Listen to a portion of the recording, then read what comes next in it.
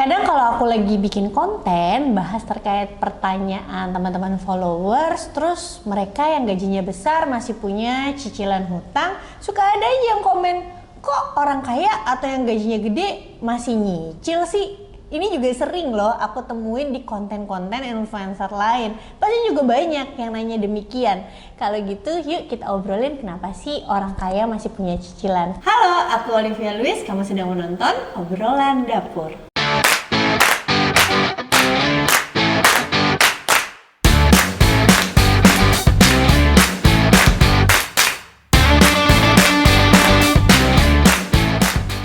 Jadi, tahu nggak sih, aku tuh kadang kalau misalnya lagi bikin konten, kan aku di Instagram suka angkat cerita orang kan yang DM sama aku, minta masukan.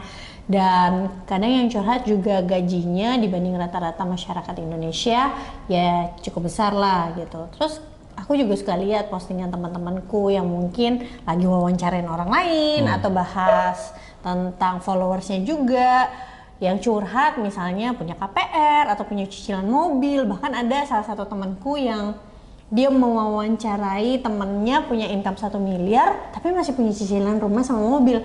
Dan aku baca komen-komennya itu banyak yang bingung, kenapa income udah segede gitu masih punya cicilan. Kalau menurut kamu kenapa? Ya, kalau utang cicilan kan sebenarnya kita harus lihat dulu juga utangnya untuk apa kan. Ada utang konsumtif, ada juga utang produktif kan. Tapi kalau tadi dengar cerita kamu kan memang orang misalnya punya uang 1 miliar penghasilannya sebulan 1 miliar tapi masih menyicil nih. Tapi apa yang harus ditanya, apa 1 miliarnya setiap bulan? Atau itu mungkin highest income dia? Atau baru-baru ini? Ya, atau mungkin income itu apa revenue-nya dari misalnya dia berdagang 1 miliar atau dapat hasilnya 1 miliar tapi sebenarnya keuntungannya contoh 20% atau 10% dari itu. Tapi ini katanya pendapatan bersih sih. Pendapatan bersih, kalau pendapatan bersih 1 miliar ya mungkin rumah yang dia beli harganya mahal sekali. Misalnya harganya 5 miliar gitu ya, yang besar gitu mungkin, atau 10 miliar gitu kan. Kalau dia pakai semua langsung untuk rumah aja kan mungkin ya hidupnya jadinya kebutuhan yang lainnya gimana. Betul. Jadi menurutku sih utang asal selama dia bisa manage cash flow-nya, in out-nya. Terus juga kan mungkin dia punya concern dana darurat atau jaga-jaga deh, atau dia mungkin ya dari 1 miliar berapa persen untuk dia tabung, ada yang dia pakai untuk konsumtif, terus juga pikir ya udah untuk putaran uangnya jadi lebih enak gitu ya cash flow-nya, jadi dia pakai cicilan. Gitu. Mungkin yang banyak mungkin yang harus diketahui sama teman-teman adalah gini. Kalau orang punya 1 miliar terus dia masih KPR, bisa jadi kan KPR-nya belum tentu jangka panjang juga ya. Kayak KPR-nya mungkin 2-3 tahun aja gitu. Jadi dia KPR ya tapi 2 tahun, 3 tahun atau 5 tahun. Jangan dibayangin kayak mereka KPR-nya tuh 15-20 tahun gitu. Itu satu. Terus yang kedua adalah bisa aja memang dia beli harga rumahnya tuh yang memang mahal dan di kawasan mana dulu nih. Ketika orang sudah punya income segitu, pasti kan dia mau rumahnya mungkin di kawasan mana kan, atau nggak usah rumah, apartemen aja kan kita tahu ada yang harga bisa sampai 60 miliar ya kan gitu ya. Kalau kita ngomong gampangnya aja KPR aja, itu kan bank itu biasanya approve maksimal tuh 2-4 kali pendapatan kita per tahun. Jadi kalau contoh orang itu penghasilannya 1 miliar, terus dia mau beli rumah, kalau dia mau KPR, bank itu masih bisa approve berarti antara rumah 24-48 miliar, ya kan? Ada nggak rumah segitu banyak? Di Jakarta, di dekat kita juga banyak gitu, apalagi di Pondok Indah gitu-gitu. Bisa aja memang mereka tinggalnya di lingkungan itu gitu. Terus ya makanya akhirnya mereka masih nyicil. Atau kalaupun mereka nggak beli rumahnya sampai puluhan miliar, cuma belasan miliar, ya bisa aja mereka KPR-nya cuma 2-3 tahun gitu ya. Biasanya tuh karena kadang uangnya untuk dipakai putaran lagi sih gitu. Ya bisa buat bisnis sendiri, bisnisnya atau misalnya untuk putarannya atau juga memang dia mau beli yang lain lagi juga gitu. Jadi kan mobil atau apa atau mungkin dia mau jalan-jalan juga gitu kan atau. Nah, cuma mungkin kita juga harus kasih pencerahan bahwa teman-teman jangan bayangin kayak kalau orang KPR yang cuma 3 tahun, 5 tahun itu bunganya sama kayak orang yang KPR-nya 20, 30 tahun. Itu sangat-sangat berbeda teman-teman. Jadi mungkin kan ada yang berpikir, loh kalau misalnya punya gaji segitu, ya langsung aja lah kumpulin. Misalnya tabung dulu, langsung beli cash, kan sayang bayar bunganya. Masalahnya kalau kita KPR cuma 3 tahun, itu bunganya bisa beda setengah ya sayangnya. Iya, biasanya sih kalau lebih pendek intinya lebih kecil lah, tapi tergantung kondisi. Maksudnya banknya mungkin lagi ada promo apa kan banyak juga tuh, 5 tahun atau 2 tahun gitu kan. Dia lebih kecil, pasti jauh. Jadi jauh banget lebih kecil. Jadi ya dia taruh uangnya di instrumen misalnya yang kasih 6-7%, FR aja ada ya yang maturity-nya, yield to maturity-nya 7%. Masih bisa nutup kalau misalnya dia KPR-nya cuma 3-5 tahun. Karena kayak salah satu teman kita juga ada yang dia pas dapat promo, dia 3 tahun apa 5 tahun? 5, cuma sekitar 3%-an. Means itu kecil banget teman-teman. 3% itu kayak kamu taruh di SR 018 aja nih yang baru keluar, SR 018 6,25%, dipotong pajak. Ya bersih-bersih 5,5%. SR itu apa? Mungkin banyak yang nggak tahu. SR itu SBN Retail yang paling baru ini. Jadi SBN Retail berbasis syariah itu SR 18. Semoga nanti kalau ini tayang SR-nya masih diterbitin terakhir tanggal 29 Maret kalau teman-teman berminat. Jadi bayangin kalau misalnya orang tersebut taruh duitnya di SR aja dulu, dia udah ada nih duitnya. Terus dia tapi dia ambilnya KPR. Bunga KPR-nya misalnya ya 3-4%. Itu bisa nutupin, jadi nggak bisa dibandingin sama mungkin yang ambil KPR-nya 15, 20, 25 tahun yang tiba-tiba tengah jalan bisa floating rate, atau misalnya dia ngambilnya mungkin yang syariah tapi di awal, kalau syariah kan di awal udah gede duluan ya, misalnya flat memang sampai selesai tenor, tapi 9% sampai selesai. Iya, dia udah fix lah intinya kalau syariah, gitu. Bukan gede duluan sih, tapi fix aja deh. Jadi jangan dibandingin sama yang kayak gitu. Cuma kalau misalnya cicil mobil, menurut kamu orang yang udah gajinya gede, menurutku aja ya di atas 100 juta tuh udah cukup gede, tapi masih cicil mobil. Ya nggak apa-apa juga sih. Concernnya macam-macam kan. Ada orang yang mikir ya yang penting biar bulanannya nggak kepotong banyak lah, biar pegang cash. Cuma kalau untuk mobil sih menurutku sendiri sih pribadi sayang sih gitu loh kalau dicicil. Maksudnya kalau terlalu panjang dicicilnya juga sayang gitu. Tapi kan kita nggak tahu juga beli mobilnya apa nih. Kalau mungkin model sports car atau apa ya kan miliaran juga, udah kayak rumah juga. Bahkan ada yang lebih mahal dari rumah biasa kan gitu. Ya mungkin aja dicicil sambil bisa dipakai, nanti kalau udah bosan atau apa mau diganti tinggal dijual kan gitu, nutupin si sisa cicilannya gitu kan. Jadi macam-macam sih sebenarnya, cuma menurutku sih cicil nggak cicil sih hak orang lah ya, utang. Maksudnya mau utang walaupun dia punya uang ya terserah dia juga, karena point of view-nya beda-beda sih. Ada orang yang kamu tadi bilang maunya tetap nih pegang uang berapa mungkin miliar di rekeningnya. Atau mungkin juga uangnya ada tapi di deposito, kan ada due date-nya baru bisa diambil kapan, jadi dia tetap cicil aja gitu loh. Toh kalau ada apa-apa dia masih bisa bayar juga gitu kan. Yang paling penting kan kalau mengutang bisa bayar gitu.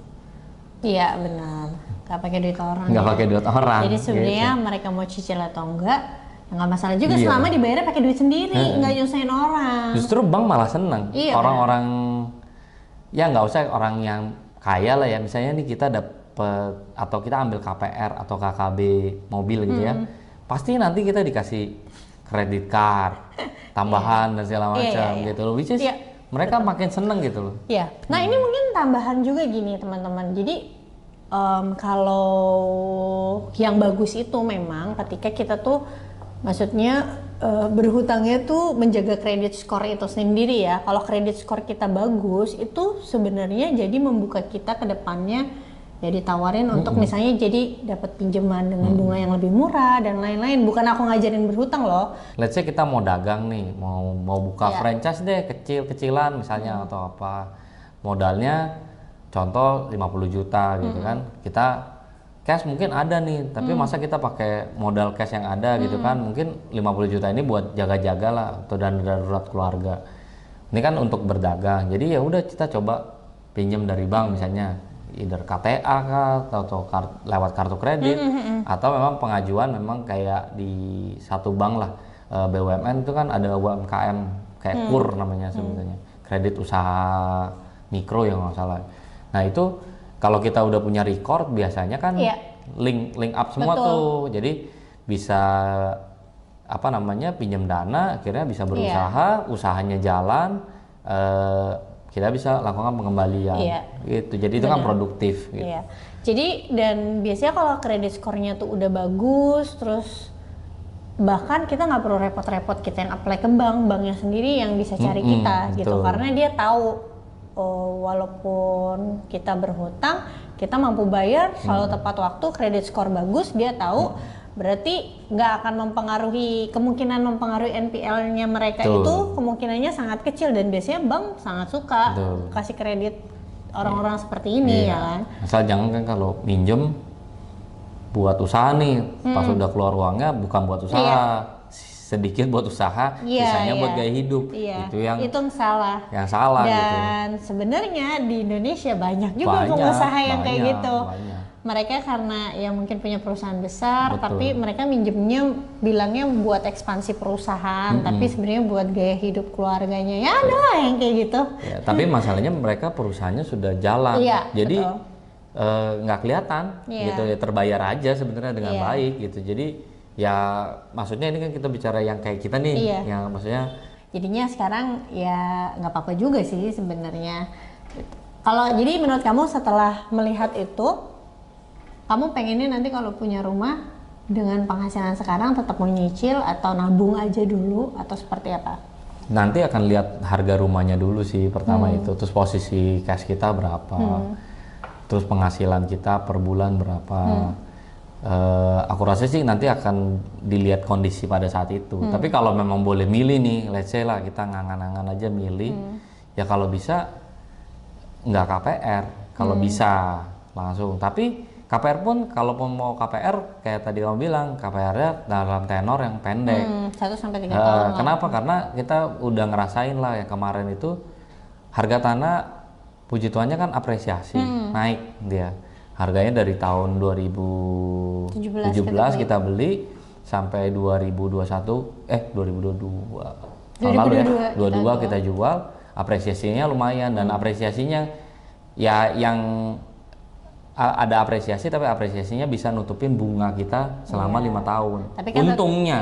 Tapi kan tetap kita ada rugi renovasi. Ya ada, ya namanya tinggal pasti kan ada begitu gitu. Nah, again balik lagi ke tadi ke kalau misalnya punya rezeki mau beli rumah lagi, seperti apa maunya ya, either KPR pendek atau ya cash gitu.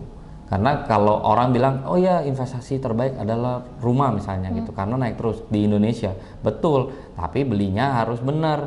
Kalau belinya KPR 15 tahun, 20 tahun bisa sih naik gitu ya. Tapi harus di daerah yang mungkin berkembang. Jadi upside-nya gede banget tuh. Kayak temenku ada di daerah Pondok Cabe, beli cuma mungkin 200-300 juta. Sekarang mungkin orang udah 1, berapa M gitu. Gitu. Tapi mungkin kalau dari aku, menurut pandanganku pribadi, rumah tinggal itu bukan investasi, tapi lebih ke security. Karena mau harga itu naik, kita nggak mungkin kan jual rumah tinggal kita. Kecuali misalnya kita mau ganti ukuran kayak kita kemarin. Itu kita jual ya karena kita mau ganti ukuran. Tapi itu aja sebenarnya kita butuh perjalanan panjang kan, antara ini mau jual nggak mau jual, namanya juga rumah pertama gitu. Tapi kan ya karena kita memang fokus mau cari yang lebih besar, makanya kita jual. Jadi rumah pertama itu bukan investasi tapi security, karena rumah pertama itu atau rumah yang kita tinggali nggak mungkin kita jual. Tapi tetap nggak bisa disalahin juga kalau ada orang yang merasa lebih baik kalau ada masalah apa-apa nangisnya di rumah sendiri kan daripada di rumah kontrakan. Ya itu nggak ada yang salah juga. Jadi semua balik ke pilihan gitu sih. Itu tadi kita intermezzo sedikit aja pakai bahas-bahas rumah kita, nggak apa-apa, tapi itu buat pelajaran. Jadi kesimpulannya apa yang kenapa orang yang punya gaji besar atau orang kaya itu masih nyicil? So orang yang punya penghasilan besar tapi masih nyicil, menurut kita bisa jadi karena mungkin menjaga cash flow-nya atau menjaga kredit skornya di bank, atau ya memang uangnya uang cashnya dipakai untuk putaran usahanya. Jadi ya berutang atau nggak berutang, yang penting kalau berutang harus berutang dengan bijak dan Bayar pakai duit dipakai. sendiri. Bayar pakai duit Pakai sendiri. uang sendiri, jangan lupa bayar dan jangan telat bayarnya. Iya. Oke, gitu aja obrolan ngalor ngidul dari kita. Semoga kamu dapat insight dan juga tayangan ini bermanfaat untuk kamu. Jangan lupa ya subscribe YouTube channel ini dan like serta komen. Kalau misalnya kamu mau ada ide-ide kita harus bahas apa di episode-episode selanjutnya, kamu bisa tulis aja di kolom komentar. Aku Olivia Luis dan Peter Tano yang pamit undur diri. Bye. Bye.